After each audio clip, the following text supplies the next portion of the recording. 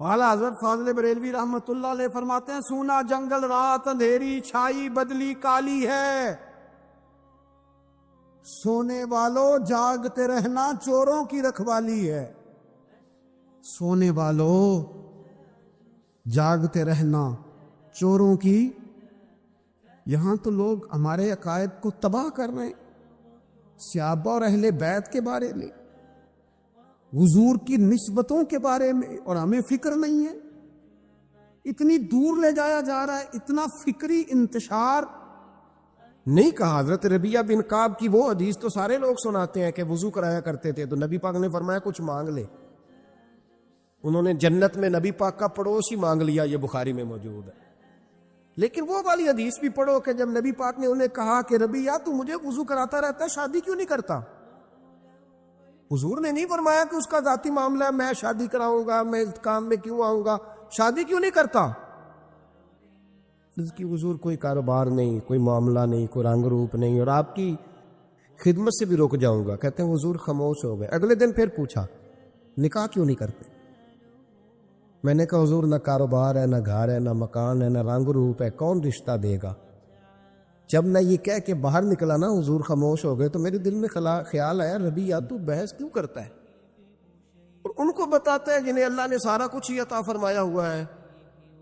حضور کہتے ہیں شادی کیوں نہیں کرتا؟ تو چپ کر کے کہہ دے محبوبہ جیسے دل کرتا ہے ویسے کر دے، تو آگے سے دلیلیں دیتا پھرتا ہے۔ یہ بھی کو بات ہوئی۔ فرماتے ہیں اگلے دن میں نے ارادہ کر لیا، حضور نے اگر آج کہا تو کہہ دینا یا رسول اللہ جیسے دل ہو کرے۔ میں نے وضو کرایا، میرا خیال تھا حضور یہاں روک کے کہیں گے، یہاں روک کے کہیں گے، پر حضور نے آج بات ہی کوئی نہ کی۔ میں دیر تک سوچتا رہا یہاں کہیں گے، یہاں کہیں گے، پر آج حضور نے بات ہی نہ کی۔ میں پچھتا رہا تھا کہ 2 دن موقع ملا، میں نے ضائع کر دیا۔ فرماتے ہیں وضو پورا کرا کے جب میں باہر نکلا، دروازے تک پہنچا تو محبوب نے آواز دی، بات سن۔ میں ٹھہر گیا، فرمایا شادی کیوں نہیں کرتے؟ کہتے ہیں میرا تو دل پھولوں کی طرح کھل اٹھا۔ میں نے کہا یا رسول اللہ جیسے دل کرتا ہے کرا دے۔ نبی پاک علیہ الصلوۃ والسلام نے فرمایا فلاں قبیلے کے سردار کے پاس جا، اسے کہا اپنی بیٹی کا نکاح تیرے ساتھ کر۔ کہتے میں گیا، تھوڑی دیر کے لیے توقف کیا انہوں نے، لیکن پھر وہ راضی ہو گئے۔ میں واپس آیا، سنو یہ جی اس کا ذاتی معاملہ ہے، لیکن نبی پاک نے دیکھا جس کو ضرورت ہے میری، اس کا نکاح نہیں ہو رہا، گھر نہیں آباد ہو رہا، تو حضور نے پورا کردار ادا کیا۔ میرے محبوب کریم علیہ الصلوۃ والسلام نے حضرت حارثہ بن نعمان کو بلایا، فرمایا تیرا ایک مکان خالی ہے؟ کہ یا رسول اللہ ہاں۔ فرمایا یہ میرے ربیہ کو دے دے، اس میں رہا کرے گا، دلہن کو لائے گا۔ حضرت بریدہ اسلمی کو بلایا، فرمایا ایک کھجور کی گٹھلی کے برابر سونا چاہیے۔ یا رسول اللہ کس لیے؟ فرمایا میرے اس غلام نے اپنی بیوی کو حق مہر دینا ہے۔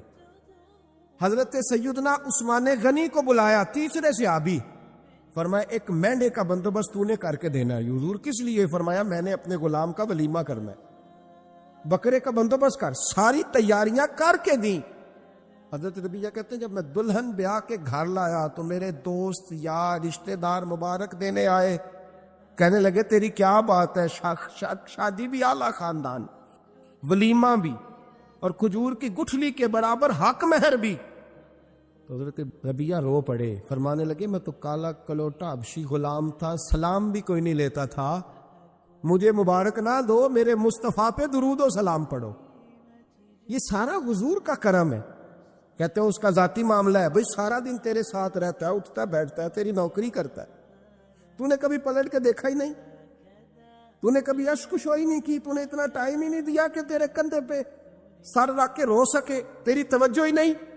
نبی رحمت علیہ السلام دائیں بائیں والوں، آگے پیچھے والوں کا خیال رکھتے، جہاں جس کو ضرورت ہوتی حضور اس کی ضرورت میں پہنچتے، اشک شوئی کرتے، نبی پاک پیار کرتے۔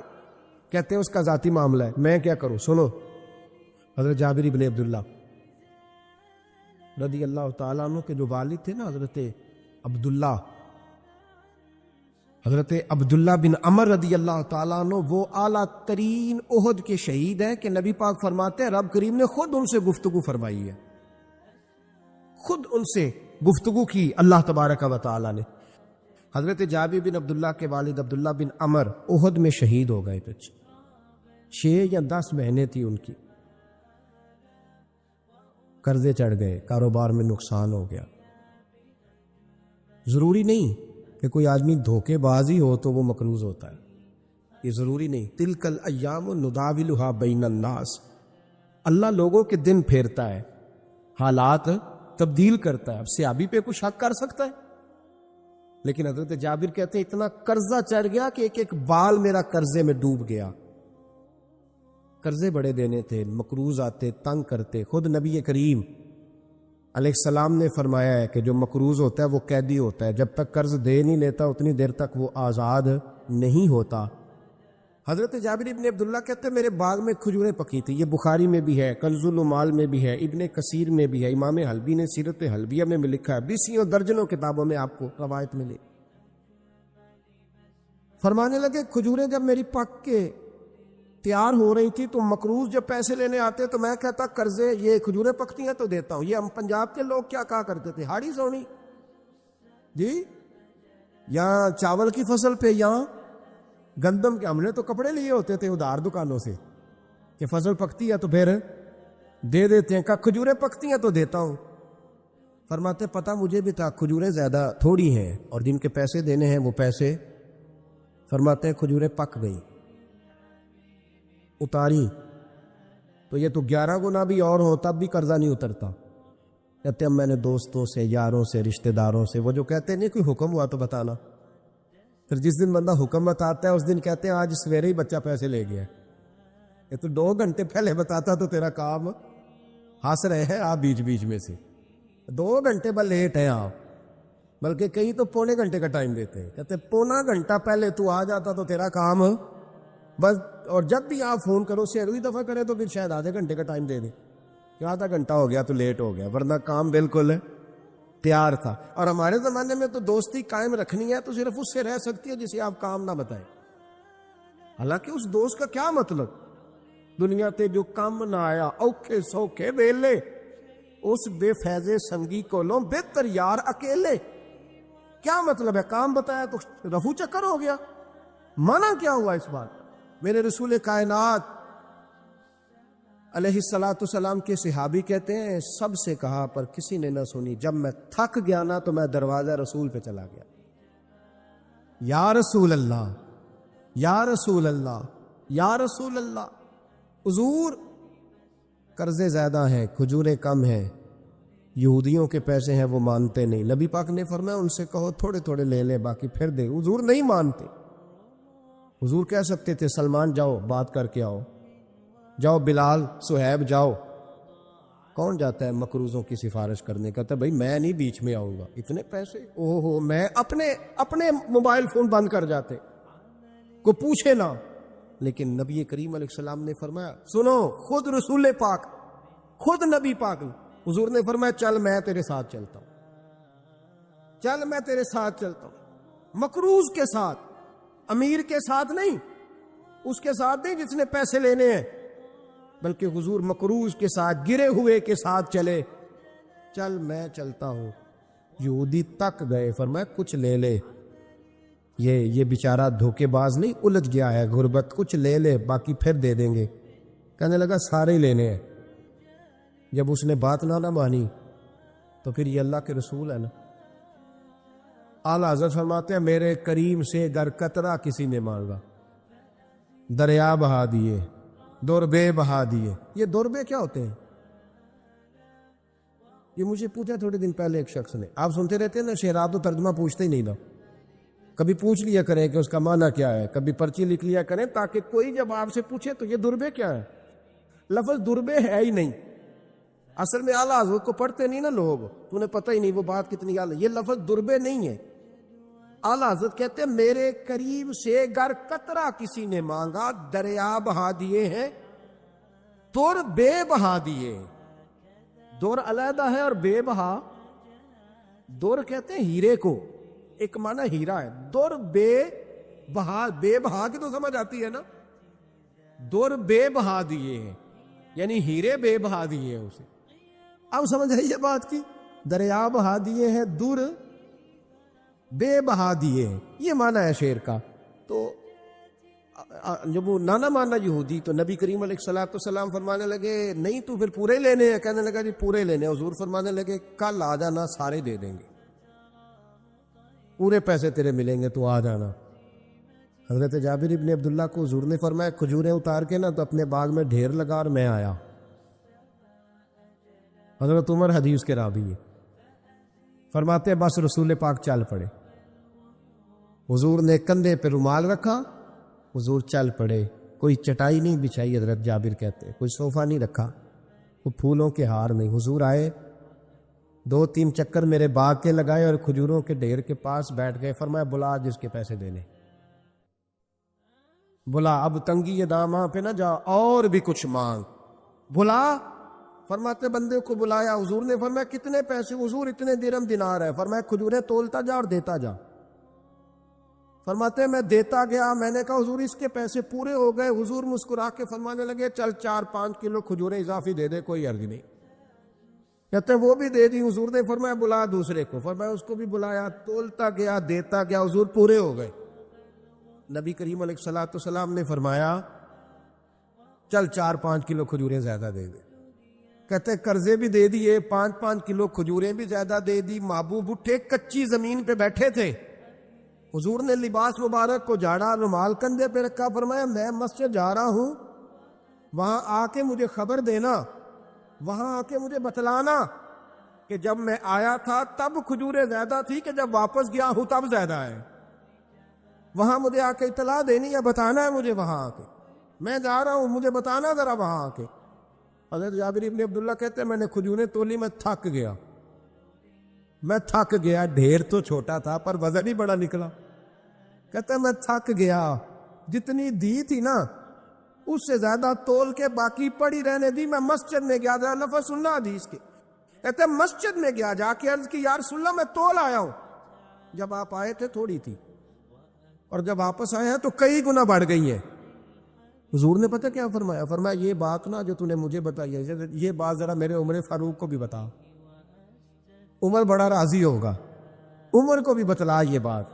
گویا نبی پاک کے معجزات کی، فضائل کی، شمائل کی باتیں جب بتائی جاتی تھیں صحابہ کے دل ٹھنڈے ہوتے۔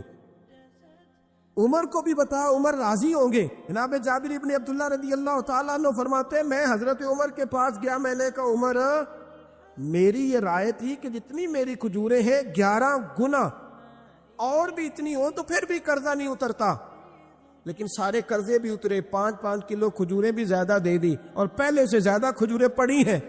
تو کہتے حضرت عمر کی آنکھیں روشن ہو گئی، چہرہ مسکرانے لگا، کہنے لگا تو اب بتا رہا ہے نا، اب واپس آ کے رزلٹ سنا رہا ہے، تو صحابہ سے پوچھ لے جب نبی کریم گئے تھے تو میں نے اسی وقت کہا تھا، حضور کے جاتے ہی میں نے کہا تھا اب دیکھنا رب کریم جابر بن عبداللہ پر ساری ہی رحمت نازل فرما دے، اللہ ہر قسم کا کرم فرمائے گا، خیر ہی خیر ہو جائے گی، دیکھ لے میں نے پہلے بتلا دیا۔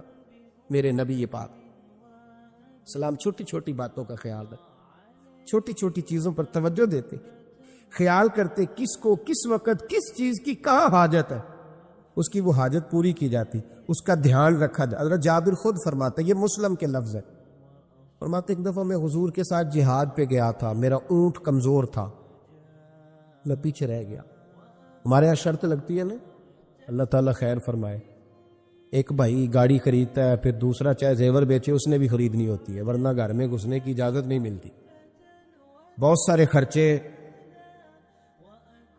یہ جو جوائنٹ فیملی سسٹم ہے نا، اکٹھے جو ہاں بھائی رہتے ہیں 3 4 5 6، اس کے بہت سارے خرچے ضد کی وجہ سے بڑھ جاتے ہیں، اس نے کیا ہے تو لہذا میں نے بھی، ہوتا ہے نا جی ایسے، تو پھر اس ضد میں کوئی پیچھے پلٹ کے نہیں دیکھتا کہ چلو جو پیچھے رہ گیا اس کا بھی ہاتھ پکڑے ساتھ آ جائے، توڑتے رہتے، اس میں بیچارے کئی تھک جاتے ہیں، کئیوں کے پیر دوڑ دوڑ کے سوج جاتے ہیں، بڑے مسئلے بنتے ہیں، لیکن پیچھے پلٹنے کو کوئی تیار ہے؟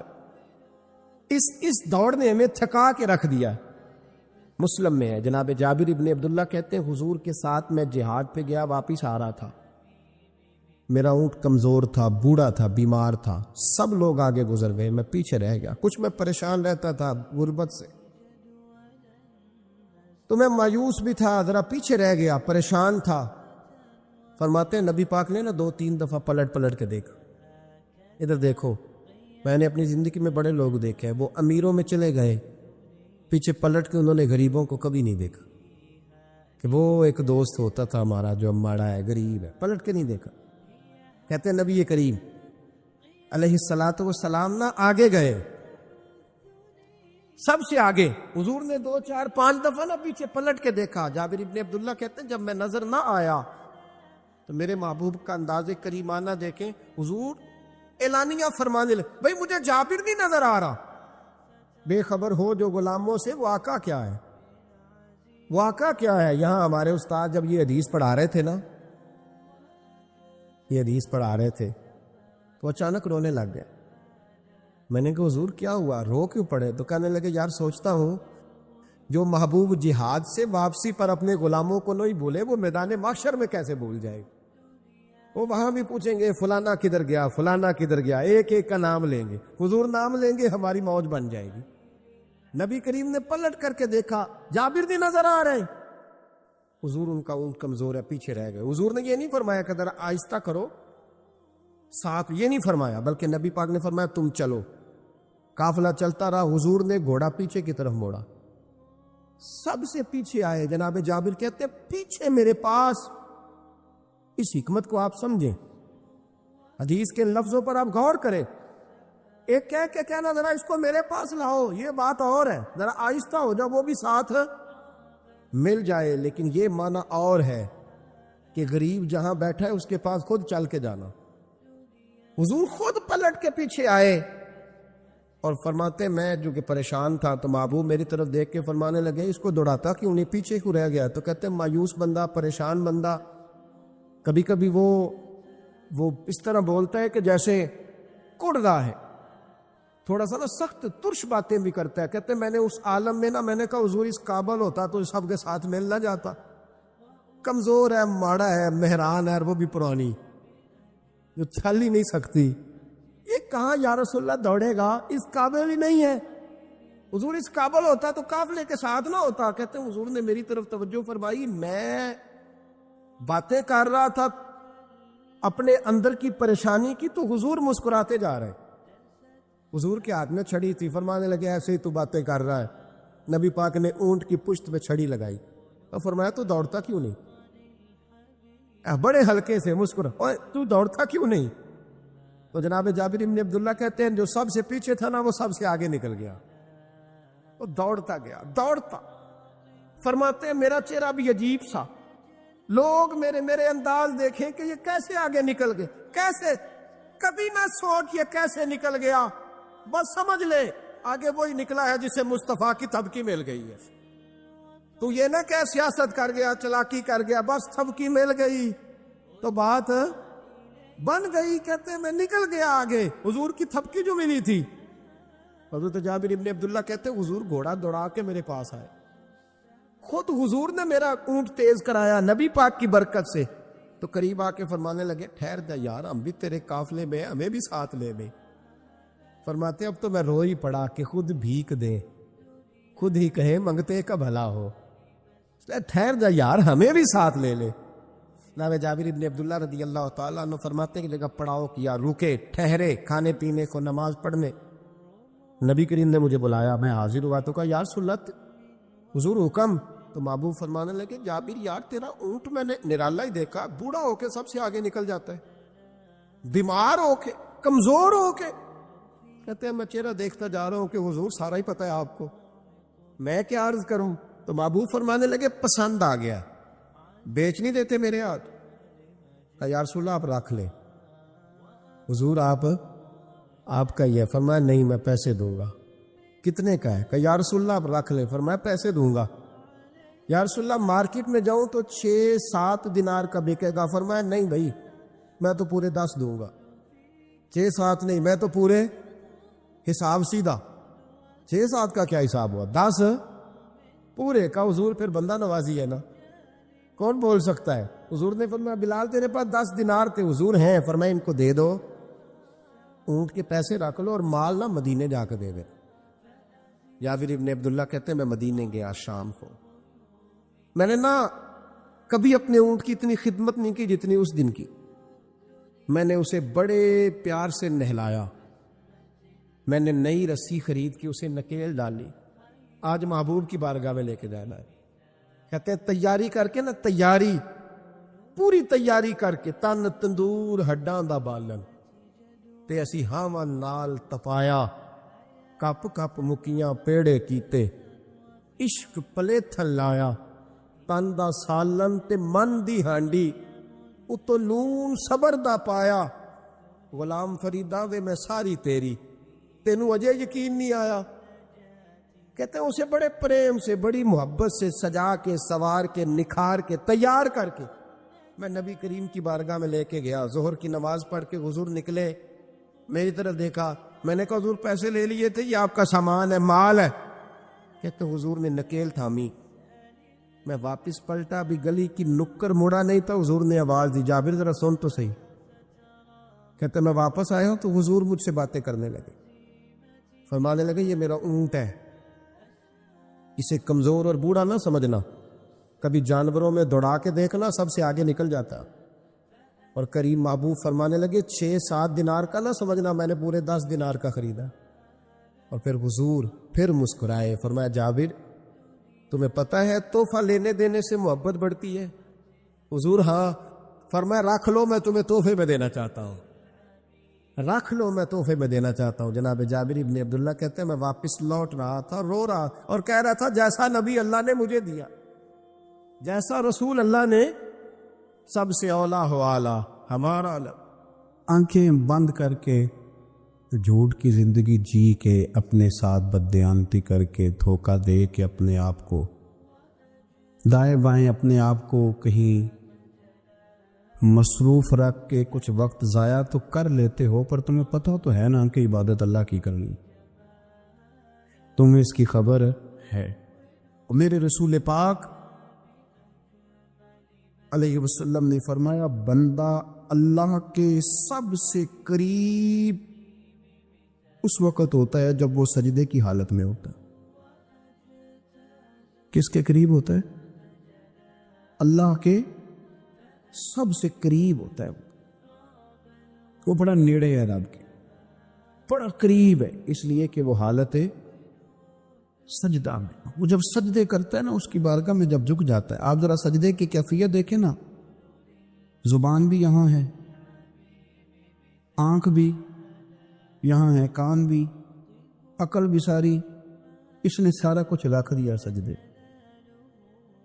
آپ وہ کبھی پیچھے جائیں تو دیہاتوں میں کہا جاتا تھا ناک سے نکیریں نکالو، بہت بڑی سزا ہوتی تھی نا، ناک سے نکیریں نکالو، بڑی سزا ہوتی تھی. تو اس نے کہا مالک مجھے کسی نے کہا نہیں، پر دیکھنا میں نے رکھ دی ساری عقل سجدے میں، اور رکھ کے کہا کیا سبحان ربی یا اللہ، اللہ میں پست ہوں تو اعلیٰ ہے، اللہ تو میرا رب ہے اور تو سب سے اعلیٰ.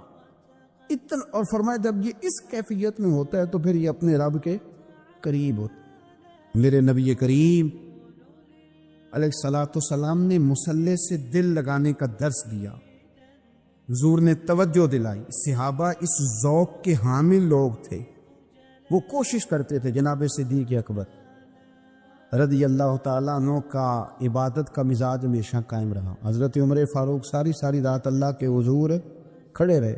حضرت عثمان غنی رضی اللہ تعالیٰ عنہ عشاء کی نماز پڑھ کے 2 رکعتوں کی نیت باندھتے تھے، 15 سپارے پہلی رکعت میں پڑھ دیتے اور 15 سپارے قرآن مجید کے دوسری رکعت میں پڑھ دیتے.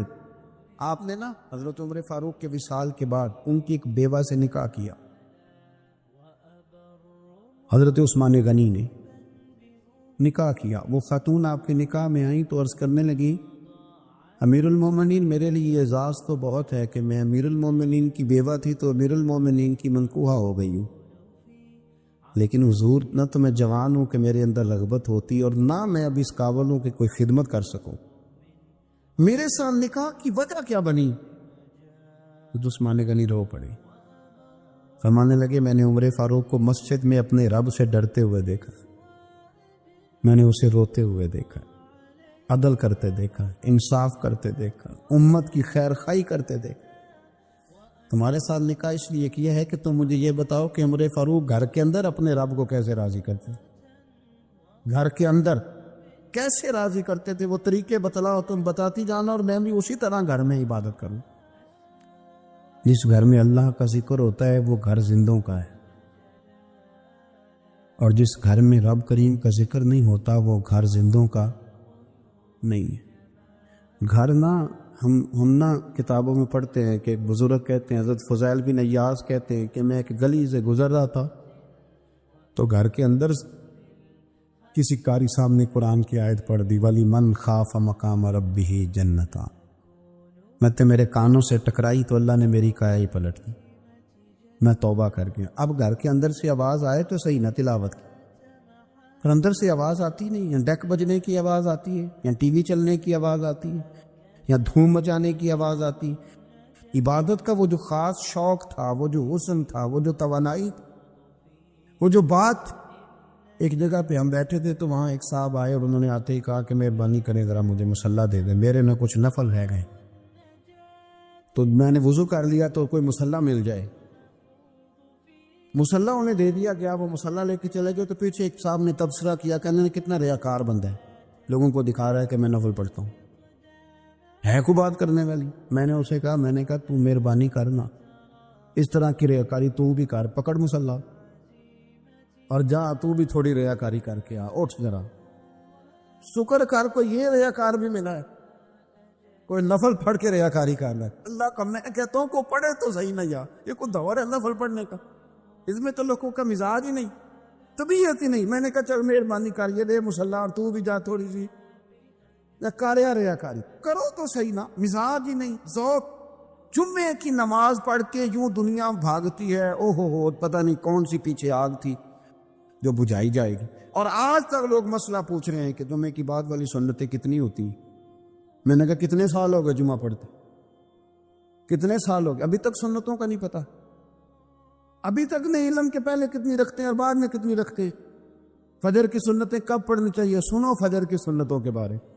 میرے رسول کریم سید عالم صلی اللہ تعالی علیہ وسلم سے ایک صحابی نے پوچھا تھا، حضور میری فجر کی سنتیں رہ گئیں یا رہ جاتی ہیں تو حکم کیا ہے، کیا انداز ہے حضور کا۔ بخاری مسلم کے لفظ سنو، حضور سید عالم صلی اللہ علیہ وسلم فرمانے لگے، اس نے کیا پوچھا تھا، حضور جواب کیا دیتے، فرمایا فجر کی سنتیں کبھی نہ چھوڑنا، فجر کی پہلی 2 سنتیں کبھی نہ چھوڑنا۔ یا رسول اللہ صلی اللہ تعالی علیہ وسلم میری رہ گئی ہیں، رہ جاتی ہیں، فرمایا فجر کی 2 سنتیں نہ چھوڑنا، فرمایا فجر کی پہلی 2 سنتیں مجھے دنیا اور دنیا کے اندر جو کچھ ہے وہ سب سے زیادہ پیاری ہے۔ فجر کی 2 سنتیں دنیا اور دنیا میں جو کچھ ہے مجھے وہ سب سے زیادہ پیاری ہے، اس لیے فجر کی سنتیں نہ چھوڑ۔ اپنا ذوق، اپنی طبیعت، ہم نے نا ذوق غلط بنا لیا۔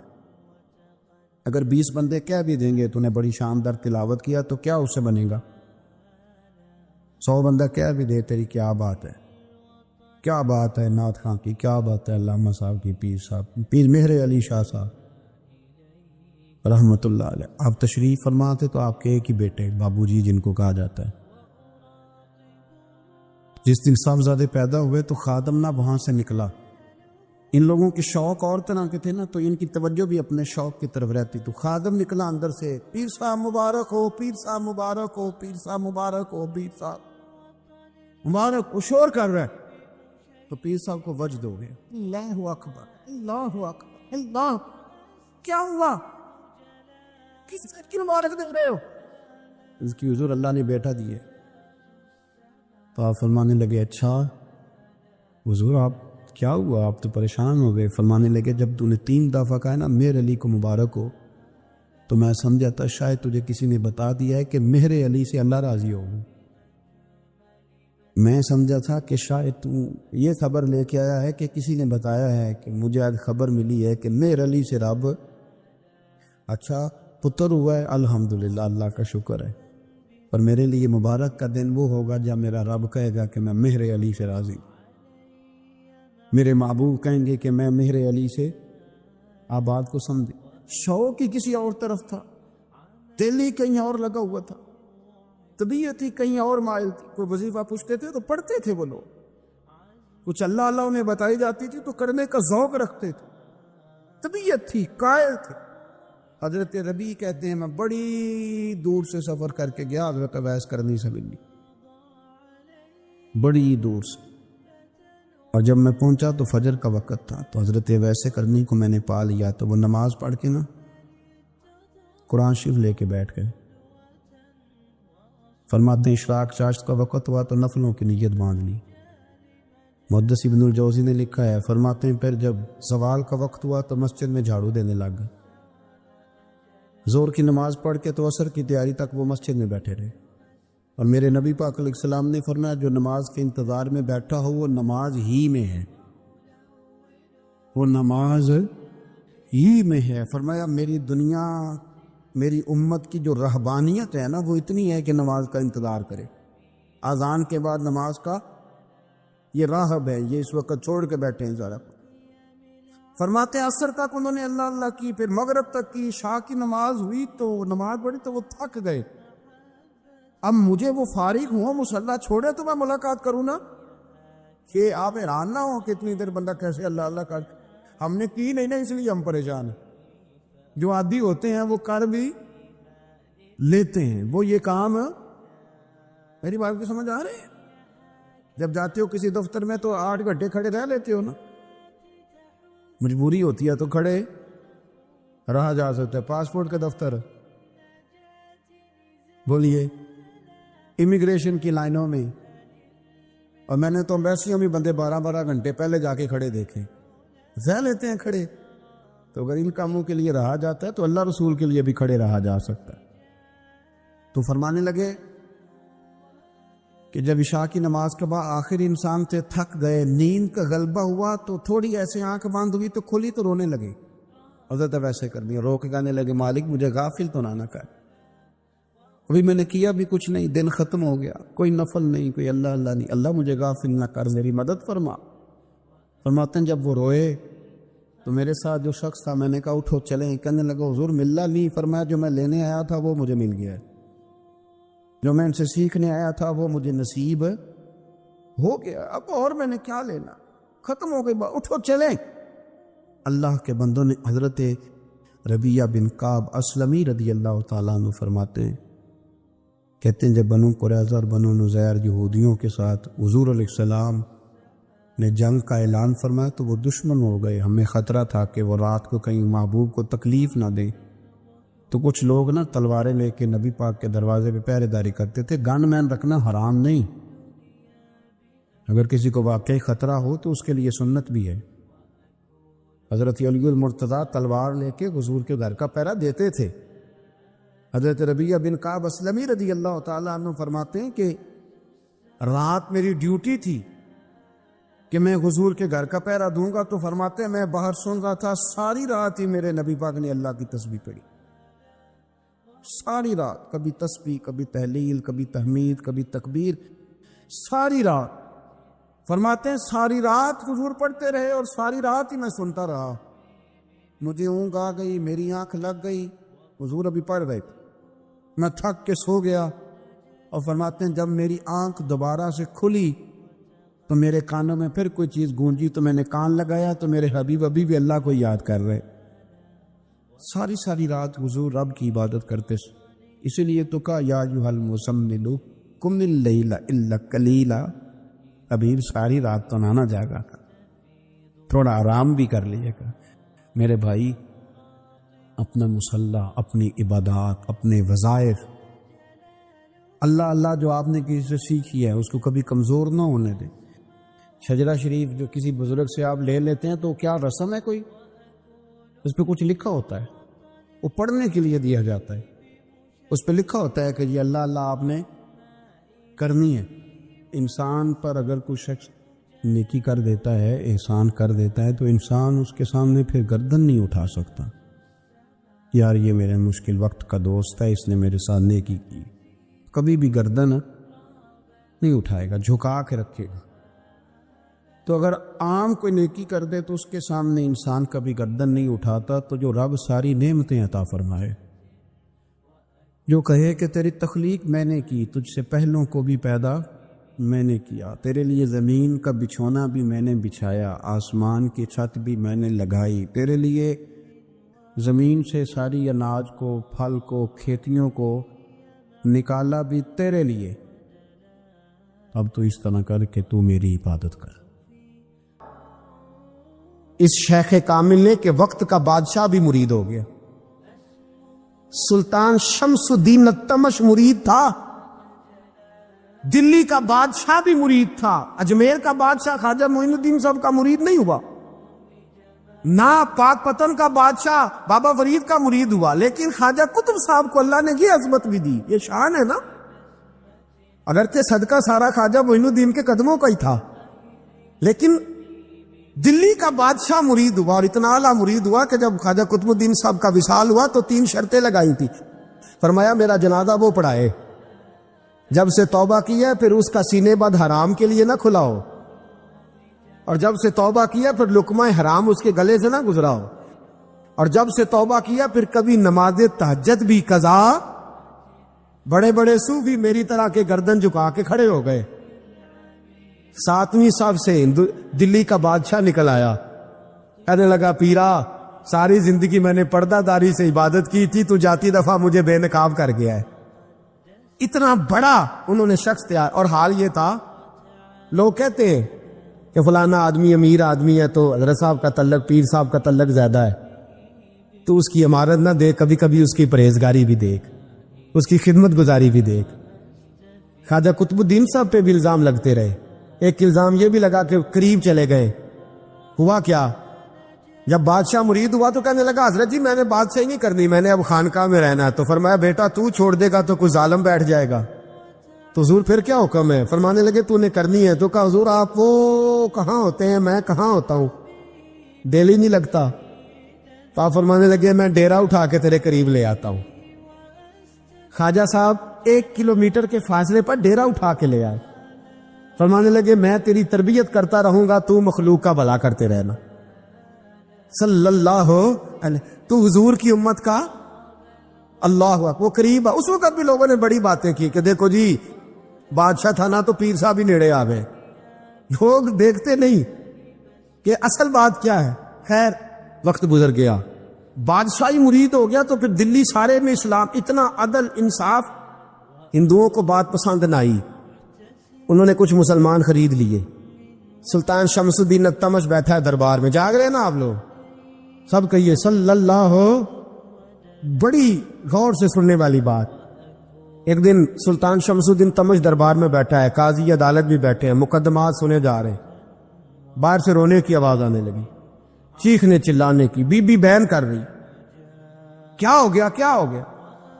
وہ ٹال لگے ہوتے تھے بادشاہوں کے، وہ بجنے لگے، زور ہونے لگا۔ بادشاہ نے کہا اس فریادی کو جلدی بلاؤ۔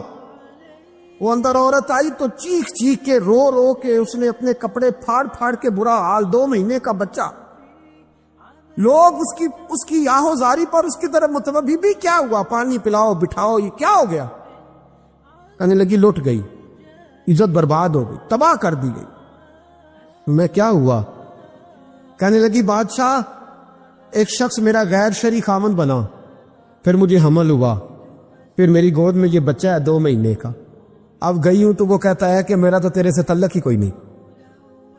بادشاہ کہنے لگے یہ سلطان شمس الدین تمش کی جگہ ہے، اور میں نے رسول اللہ صلی اللہ علیہ وسلم کے دین کے مطابق حکومت استوار کی ہے، کون ہے جو تیرے ساتھ؟ ابھی گردن نہ کاٹ دوں گا، بھاگ کر کون ہے؟ کہنے لگی تو کچھ بھی نہیں کرے گا، کوئی کچھ نہیں کر سکتا۔ لوگ کلمے چھوڑ کے بیٹھ گئے، توجہ ادھر ہو گئی۔ پراپوگنڈے بڑا اثر کرتے ہیں معاشرے پہ، رنگ ایسا عجیب ہے، انداز ایسا عجیب ہے۔ فرمایا بات تو کر۔ اس عورت کی آواز گونجی تو حالات ہی خراب ہو گئے۔ کہنے لگی بادشاہ حوصلہ پیدا کر سننے کا۔ کہا تو بات کر۔ کہنے لگی میرے گود میں جو بچہ ہے یہ قطب الدین بختیار کاکی کا ہے، یہ تیرے پیر کی ناجائز اولاد ہے۔ اٹھاؤ، پروفیسر سلیم چشتی نے پی ایچ ڈی کی ہے، وہ لکھ رہے اس واقعے کو، تیرے پیر کا ناجائز بچہ ہے۔ ہاتھ کانپنے لگے بادشاہ کے، کہنے لگے یا اللہ، کبھی تو قیامت برپا کر دے تو معاملہ ٹھیک ہو جائے، میں تیری زبان کھینچ دوں گا تیری تو نے بات کیسے کی؟ کہنے لگی میں نے کہا تھا نا تیرے اندر حوصلہ نہیں، میری عزت تار تار ہو گئی اور تو پیر بچا رہا ہے۔ اللہ اکبر۔ سلطان شمس الدین تمش آسمان کی طرف دیکھ کے کہنے لگے مولا، مجھ مجرم کو جس کی برکت سے اٹھا کے تو نے مسجد میں پہنچایا، آج مجھے تو نے کس امتحان میں ڈال دیا؟ یہ کیا رنگ تو نے زندگی کا بنایا ہے؟ کہنے لگی بلا اسے، اڑاب گردن۔ اللہ اکبر۔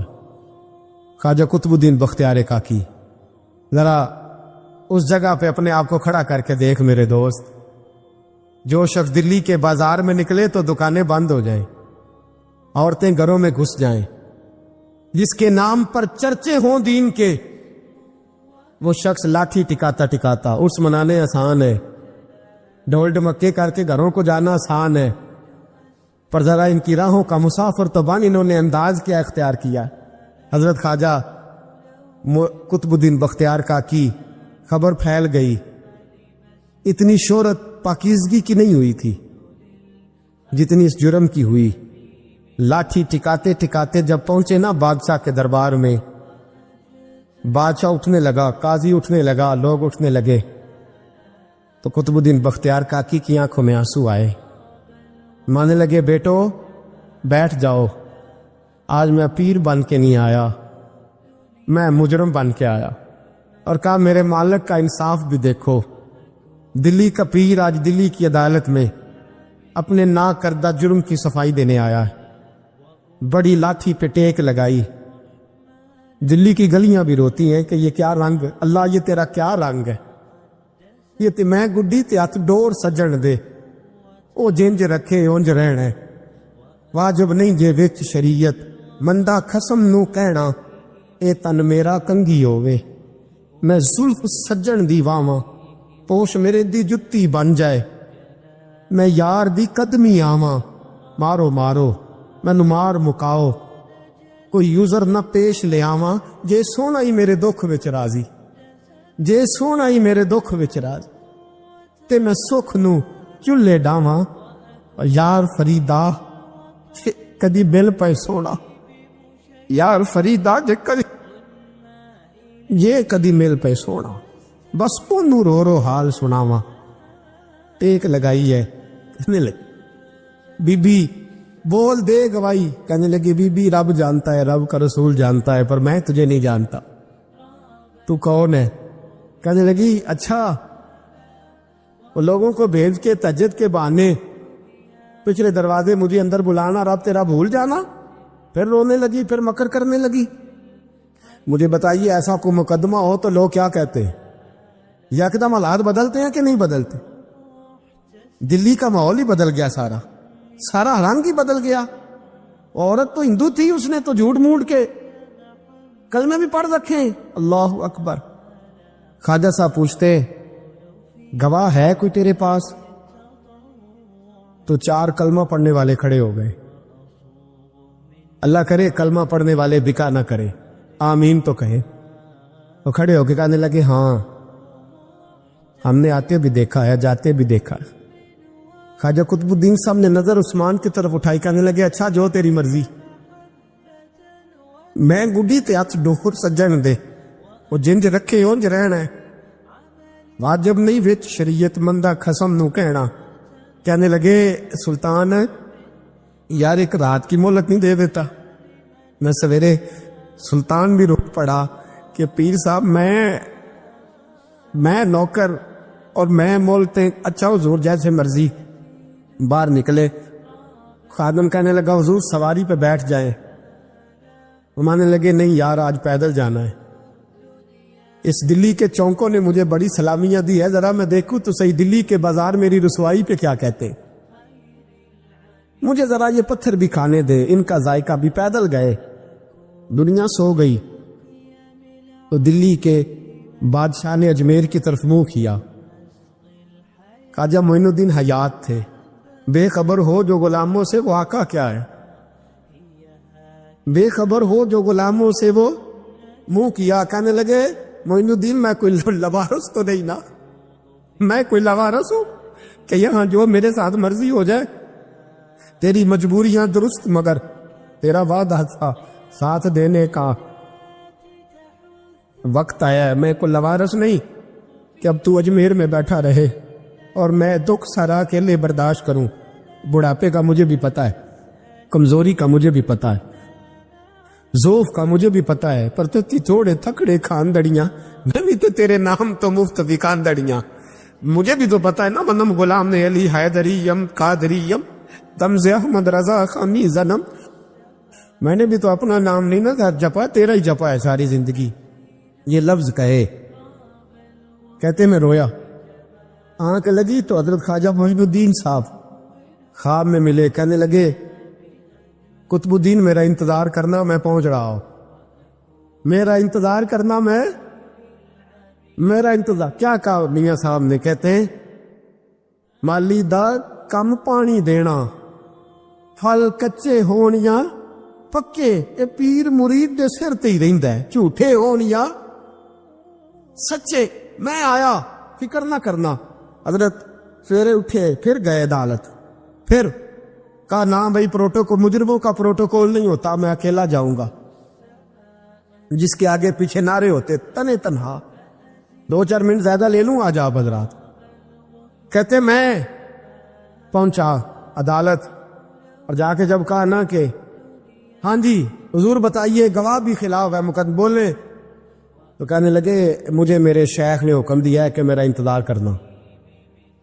پھر وہ جو باتیں کرنے والے تھے کہنے لگے جی کون گیا تھا اجمیر، کون آیا وہاں سے، ہمیں روحانی باتیں نہ بتائی جائیں، یہاں سے تو ایک دن میں پہنچا نہیں جا سکتا، ٹرین بھی 36 گھنٹے لیتی ہے دلی سے جانے میں۔ تو کہا یہ کیسے ہو سکتا ہے، کوئی رات کو رات آپ کو خبر ہو گئی، آپ کیس پر لمبا نہ کریں، بادشاہ مرید ہے، لگتا ہے کہ یہ راتوں رات بگا دے گا پیر کو۔ اتنی باتیں خواجہ صاحب نے سنی۔ جب بے گناہ آدمی کو یہ باتیں سننی پڑتی ہیں پھر دل بڑا ٹوٹتا ہے، پھر بڑی تکلیف ہوتی ہے۔ حضرت کہنے لگے یارو تمہاری مرضی۔ شمس الدین تمش کی آواز گونجی، فرمایا جیسے انہوں نے کہا ویسے کیا جائے گا۔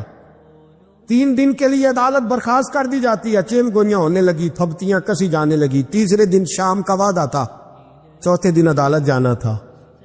قطب الدین بختیار کاکی کے پاس لوگ آ کے افسوس کرتے تو آپ بولتے نہیں،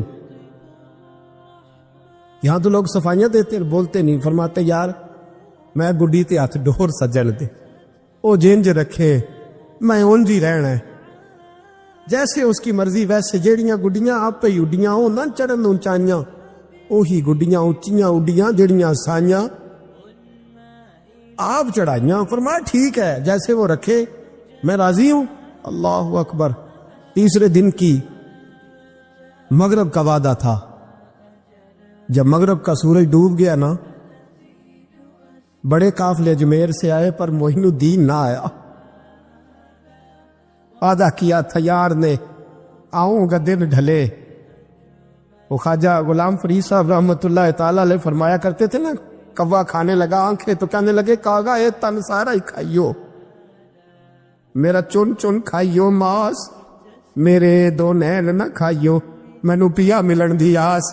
نے کہا سارا کھا جا، آنکھیں چھوڑ دے، اس نے کہا تھا میں آؤں گا۔ انتظار لمبا ہو گیا ہے پر میری امید تو نہیں نہ ٹوٹی۔ مغرب کی اذان ہوئی تو لوگ کہنے لگے لو جی اب بس ہو گئی۔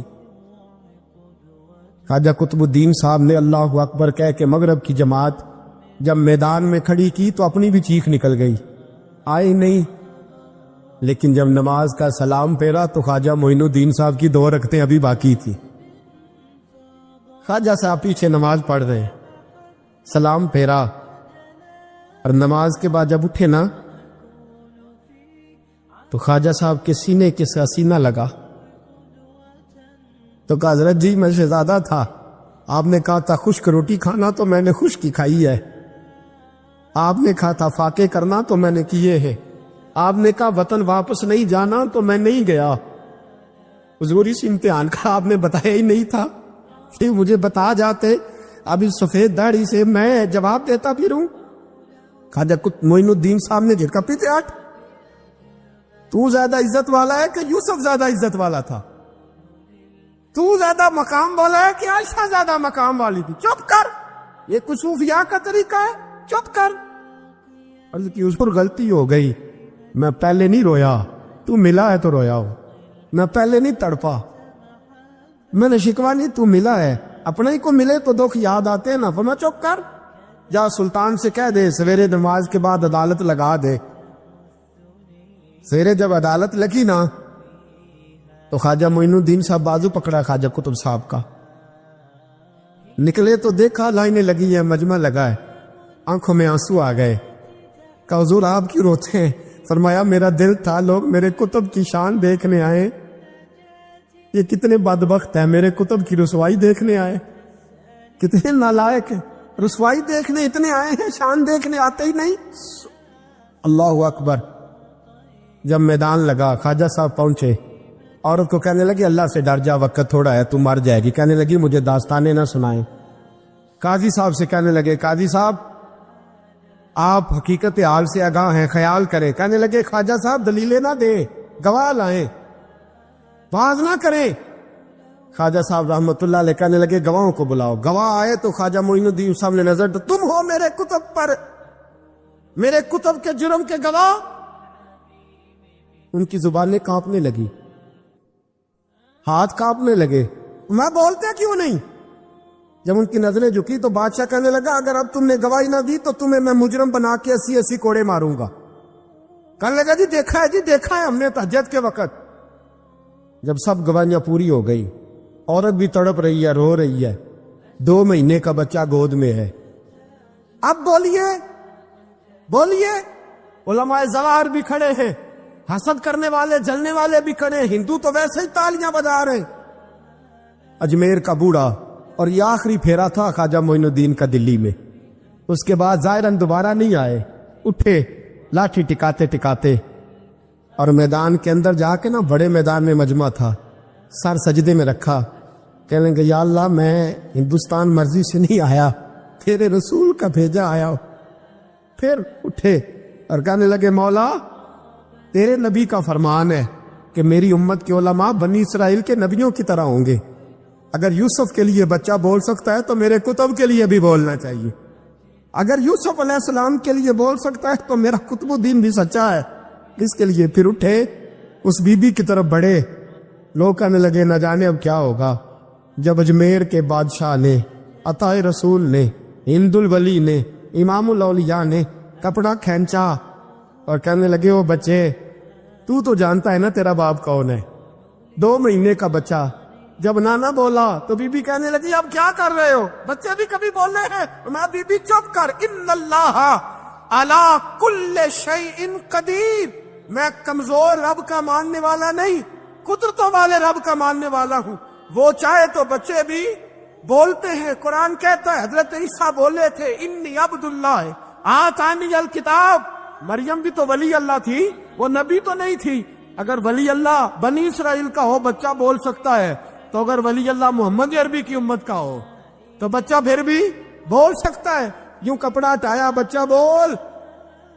2 مہینے کا بچہ ماں کی گود میں اٹھ کے بیٹھ گیا اور بچہ بول کے کہنے لگا السلام علیکم یا ولی اللہ.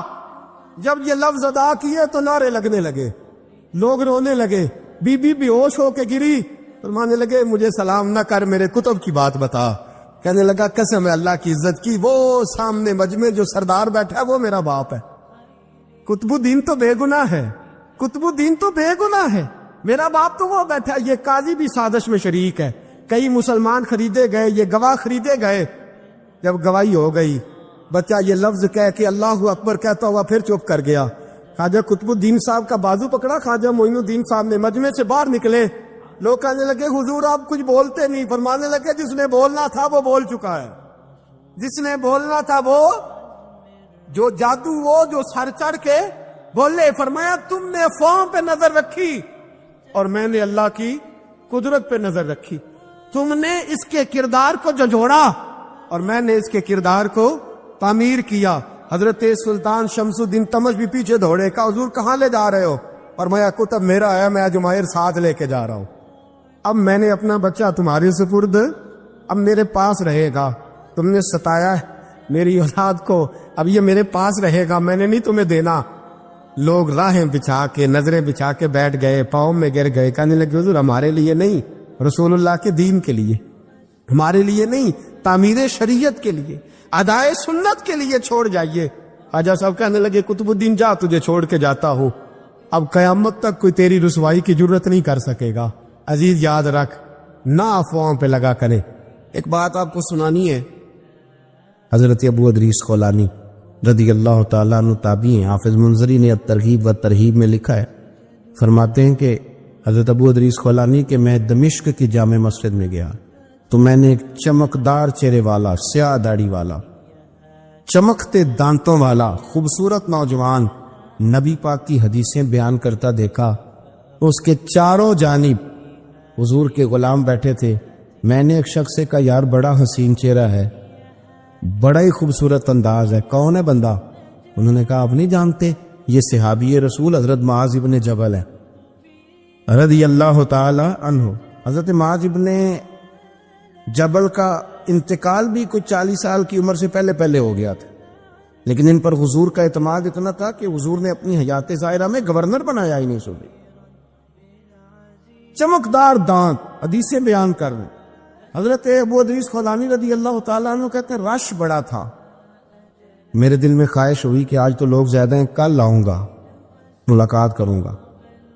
کہتے ہیں اگلے دن میں اپنی طرف سے سب سے پہلے گیا، پر حضرت معاذ ابن جبل تو مجھ سے پہلے مسجد میں موجود تھے اور وہ نفل پڑھ رہے تھے، اللہ اللہ کر رہے تھے۔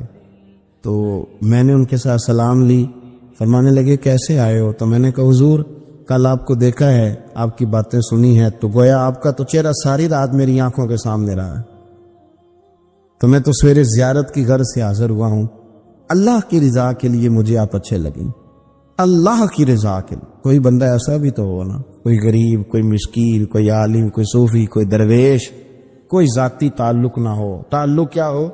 اللہ کے لیے۔ آپ مجھے اچھے لگے۔ حضرت سیدنا معاذ ابن جبل فرمانے لگے واقعی ایسا ہی ہے؟ حضرت کی حضور بالکل ایسا ہی ہے۔ تو فرماتے میں نے چادر لی ہوئی تھی، حضرت معاذ ابن جبل نے میری چادر کو پکڑ کے کھینچا، فرمایا پکی بات کر یار۔ میں نے کہا حضور پکی کر رہا ہوں، تو فرمانے لگے سن پھر میں نے نبی کریم سے سنا ہے، رسول کریم علیہ السلام نے فرمایا جو دو بندے رب کی رضا کے لیے پیار کرتے آپس میں، اللہ ان دونوں سے محبت فرماتا ہے۔ سن پھر اس کو یاد رکھنا، اللہ ان دونوں سے محبت کرتا ہے۔ حضرت ابو ادریس خولانی سے کوئی پوچھتا تھا نا کہ دنیا میں جانا ہے تو سرمایہ کیا ہے، تو فرماتے تھے یہ جو میں نے چادر لی ہوئی ہے نا، اس چادر کے اندر میرا وجود ہے، اور وجود کے اندر میرا دل ہے، اور دل کے اندر میں نے حضرت معاذ ابن جبل کو رکھا ہوا ہے، میں نے وہاں ان کا ٹھکانہ بنایا ہوا ہے، وہاں ان کا ٹھکانہ ہے۔ یہ دوڑی نکتہ چی ہے، کہیں چھپ کے بیٹھ جا، اور جس دل میں تو مکی ہے وہیں چھپ کے بیٹھ جا۔ اقبال کہتے ہیں جس دل میں تو مکی ہے وہیں چھپ کے بیٹھ جا۔ دوستو، رسول اللہ صلی اللہ علیہ وسلم کے غلاموں نے مالک کی رضا کے لیے لوگوں سے پیار، فروغ محبت میں کردار ادا کیا، اور بہترین کردار۔ آپ اپنی زندگی میں کچھ چیزیں ایسی بنائیں جن میں فقط اللہ کی رضا کے لیے محبت، خالق کی رضا کے لیے پیار، خالق کی رضا۔ آپ یقین کریں اگر تھوڑا تھوڑا کر کے ہم اس محبت کو فروغ دیں نا اپنے دلوں میں، تو بہت سارے بادل چھٹیں گے۔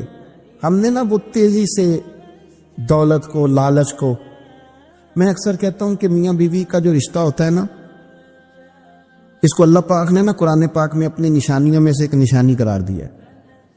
ان دونوں کی وجہ سے گھر چلنا ہے، بچوں کی پرورش ہونی ہے، نظام زندگی۔ آپ گھر سکون کے لیے جاتے ہیں، اطمینان کے لیے۔ آپ اپنے گھر کے اندر جیسے بھی ہوں، آپ کہتے ہیں یہاں مجھے کوئی پریشانی کہ میرا اپنا بیڈ ہے، اپنا بستر ہے، لیکن اگر اسی رشتے میں جب آپ بیج بوئیں تو سب سے پہلے دولت کا بوئیں۔ اگر لڑکے والے یہ لالچ کرتے ہیں نا لڑکی کیا لے کے آئے گی، تو لڑکی والوں کا بھی لالچ ہوتا ہے کہ لڑکا کماتا کیا ہے، ان کو بھی پتا ہوتا ہے کہ کتنے پیسے لاتا ہے، کیا کمائی ہے، کتنا کچھ جھاڑو پھیر لیتا ہے۔ آپ نے جب بنیاد یہ رکھی، مجھے دیانتداری سے بتانا، کہ پورا نیک ہو، پورا شریف ہو، پورا پرہیزگار ہو، لیکن دولت صحیح نہ کماتا ہو تو رشتہ آسانی سے ہو جاتا ہے۔ وہ بس سارا کچھ ٹھیک ہے، چلو کمائی تھوڑی سی کم ہے، وہ مشکل سے گزارا ہوگا. وہ کہتے ہیں نہیں جی نہیں، بھوکے تو نہیں نہ مرنا. کیوں؟ ہم نے اس کے اندر جب دولت کو شامل کر لیا، آ گئی دولت، تب جس رشتے کی بنیاد بھی دولت پہ ہوگی وہاں آپ وفا تلاش کریں گے، وہاں آپ خلوص تلاش کریں گے، وہاں ہم للہیت تلاش کریں گے. اللہ کرے ہو جائے، لیکن وہ ہمارے مائنڈ سیٹ میں یہ بات ہوتی ہے کہ یہ جو معاملہ ہے یہ گڑبڑ ہے. اگر رضا الہی مقصود ہو، اگر اللہ کی رضا مقصود ہو. حضرت فاطمہ بنت قیس ایک صحابیہ تھی، انہیں طلاق ہو گئی. ان کے لیے 2 رشتے آئے، ایک حضرت عبد الرحمن ابن عوف کا مالدار ترین آدمی تھے، اور ایک حضور کے غلام تھے، وہ بڑے غریب تھے، مسکین تھے. ان کے والدین کی خواہش تھی کہ عبد الرحمن ابن عوف سے شادی ہو جائے، وہ بھی تو بڑے نیک ہیں، پارساں ہیں، عشرہ مبشرہ ہیں. حضرت فاطمہ بنت قیس نے کسی بندے کی ڈیوٹی لگائی، کہنے لگی پتہ کرو نبی پاک کی رضا کیا ہے، حضور کی رضا کدھر ہے. تو پتہ چلا حضور کی خواہش غریب کی طرف ہے. تو وہ خاتون اپنے ماں باپ کو کہنے لگی میرا نا اس غریب سے رشتہ کرا دو. انہوں نے کہا پتر بیٹیوں کے بارے میں ماں باپ بڑے احساس ہوتے ہیں، ہم چاہتے ہیں کہ عبد الرحمن ابن عوف مالدار ہے تو وہ بھی تو نیک ہے نا، حضور نے دنیا میں جنت کی بشارت دی اور ان کا بڑا اعزاز ہے، حضور نے ان کے پیچھے نماز پڑھی، بڑا مرتبہ بڑا مقام والا صحابی ہے، وہ تو غریب آدمی ہے. اور پھر حضور نے حکم تو نہیں نہ دیا، خواہش کا اظہار کیا ہے. اس بی بی کے جملے بڑے شاندار ہیں. کہنے لگی آپ مجھے اللہ کی رضا کے لیے نا میرے نبی کے حوالے کر دیں، مجھے امید ہے اللہ رسول مجھے کبھی ضائع نہیں فرمائیں گے. مجھے حوالے کرے رسول کائنات. چھوڑیں کو ضروری ہے دنیا داری ہر طرف دیکھنا، کہیں کوئی کام ایسا بھی تو ہونا جو محبت کے زور پہ ہو، جو محبت کے لیے ہو. کوئی ہمارے پاس بڑے سارے لوگ آتے ہیں، بڑے سارے لوگ آتے ہیں، اور ہم اس قابل بھی نہیں جتنے لوگ آ جاتے ہیں. میں صحیح کہہ رہا ہوں، بالکل کوئی حیثیت نہیں، 1% بھی. جب پلٹ کے دیکھتے ہیں تو شرم آتی ہے کہ یار اتنی دور سے بندہ چل کے آ گیا، اس کو کیسے سمجھائیں، کس طرح کر کے. تو ایک آدھ دن پہلے ایک بزرگ آ گئے اور وہ اچھے صاف ستھرا ان کا مزاج تھا، بڑے شاندار. تو میں زیارت کے لیے ہوں، تو میں نے کہا زیارت